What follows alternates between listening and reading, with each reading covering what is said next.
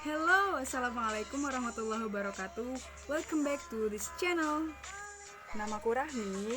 Dan di video kali ini aku bakalan sharing tipis-tipis ke kamu dan juga akan memberi tips ya, sedikit tips aja nih buat kamu tentang hal apa aja yang harus kamu lakukan dalam menentukan karirmu.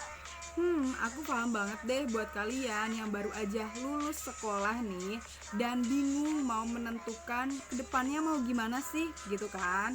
Apakah kamu ingin kerja ataukah kamu ingin kuliah dan di manakah passion kamu? Nah, untuk itu di video kali ini akan menjawab semua pertanyaan yang ada di besitmu. Jadi jangan skip ya. Oke, nggak usah lama-lama. Hal apa aja sih yang harus kamu lakukan? Yang pertama dan yang paling utama, kamu harus mengenali dan menilai diri kamu sendiri. Nah, ini semua penting banget ya. Agar apa? Agar kamu dapat memahami potensi yang ada di dalam diri kamu. Baik itu kemampuan kamu apa, minat kamu kemana, dan apa aja bakat yang kamu miliki. Dan juga nanti kalau kamu udah mengambil suatu keputusan, itu nggak bakalan terbesit di dalam pikiran kamu bahwa kayaknya aku salah deh pilih ini. Kayak sering banget gitu. Contohnya juga waktu itu aku belum mengenali diri sendiri ketika aku memutuskan kuliah dan mengambil jurusan bimbingan konseling Islam. Setelah itu menjalani hari-hariku ya di sana, itu tuh ngerasa kayaknya ini bukan passion aku, ditambah juga tugas yang begitu banyak ya, jadi tidak bisa menikmati itu gitu loh. Jadi kamu harus memahami minat kamu, keterampilan kamu, dan kepribadian kamu. Pasti kalian pernah bertanya kan, gimana sih caranya mengetahui kepribadian kita, keterampilan kita itu apa, dan minat kita itu kemana. Jadi untuk menjawab pertanyaan yang tadi, itu kamu bisa mengikuti tes gitu.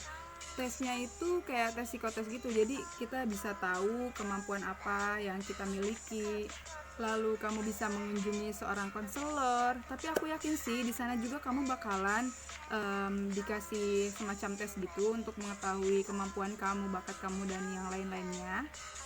Tapi untuk menghemat itu, kamu bisa kunjungi guru BK kamu tuh di sekolah. Lalu kamu bisa konsultasi, terus abis itu minta sarannya. Nah, biasanya tuh kita mengunjungi guru BK pas waktu ujian itu dibuka gitu. Ujian-ujian kayak misalnya SNMPTN, SBMPTN, terus PAN PTKIN yang kayak gitu. Dan setelah itu pasti deh ruangan BK itu penuh banget sama siswa-siswa yang mau konsul.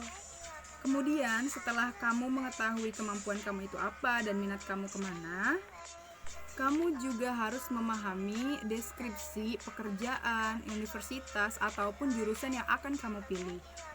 Biasanya setelah kita lulus, terus kita melamar pekerjaan, biasanya sebuah perusahaan ataupun instansi tertentu menilai akreditasi baik dari universitas ataupun jurusan yang kita pilih. Tapi nggak semua instansi dan juga perusahaan melihat dari akreditasinya.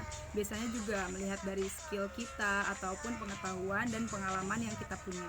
Tapi ya maksudnya yang di poin kedua ini, kamu harus mencari deskripsi tentang pekerjaan ataupun universitas yang akan kamu pilih atau jurusan juga. Apa sih yang harus kamu cari tahu? Yang pertama, kamu harus cari tahu tentang deskripsi sebuah pekerjaan ataupun jurusan atau universitas itulah. Pokoknya tentang keputusan yang kamu pilih. Lalu tentang persyaratannya, kemudian pelatihan yang diperlukan agar kamu bisa dengan mudah untuk mendapatkan keputusan yang kamu ambil. Untuk kamu yang memilih kuliah, untuk memotivasi juga diri kamu ya, kamu bisa mencari tahu tentang prospek kerja jurusan yang kamu ambil. Misalnya aku itu di jurusan bimbingan konseling Islam. Nah, prospek kerjanya apa aja sih? Yang pertama, kita bisa jadi guru BK, terus kita bisa jadi penyuluh. Penyuluh apa aja sih? Penyuluh agama, penyuluh KB, penyuluh sosial. Pokoknya banyak juga ya, kamu bisa search aja. Nah, setelah itu Kamu bisa mencari informasi tentang universitas satu dengan yang lainnya, jurusan yang satu dengan yang lainnya, atau pekerjaan satu dengan yang lainnya. Setelah kamu menentukan ke universitas manakah yang akan kamu tuju, ada baiknya kita memiliki plan B. Seperti kata pepatah ya, sedia payung sebelum hujan. Maksudnya gini, kamu boleh berharap dengan kampus pilihanmu itu, tetapi nggak ada salahnya kan kalau misalnya kita mencari informasi yang lainnya. Lalu yang terakhir yang harus kamu perhatikan adalah masalah biaya. Kenapa sih harus biaya? Ternyata biaya adalah salah satu hal yang wajib kamu cermati. Nah, perlu kamu ketahui bahwa biaya ini juga hubungannya sangat erat dengan jurusan yang akan kamu pilih. Oleh karena itu, kamu harus mempertimbangkan ini dari berbagai macam sisi. Jika kamu terhalang oleh biaya yang sangat tinggi, kamu bisa mengecek kampus lainnya yang biayanya relatif terjangkau. Itulah mengapa kita harus mencari tahu tentang informasi dari universitas satu ke yang lainnya, jurusan satu ke yang lainnya, agar bisa menjadi pembanding dan menjadi tolak ukur untuk diri kita sendiri. Jadi informasi tadi aku harap sih bisa berguna banget ya, bermanfaat buat kalian. Oke, sekian video kali ini. Kalau banyak kekurangan mohon maaf karena sama sih aku juga di sini sama-sama lagi belajar. Ya, aku harap sih kalian juga memaklumi ya. Oke, segitu dulu video dari aku. See you in my next video. Assalamualaikum warahmatullahi wabarakatuh.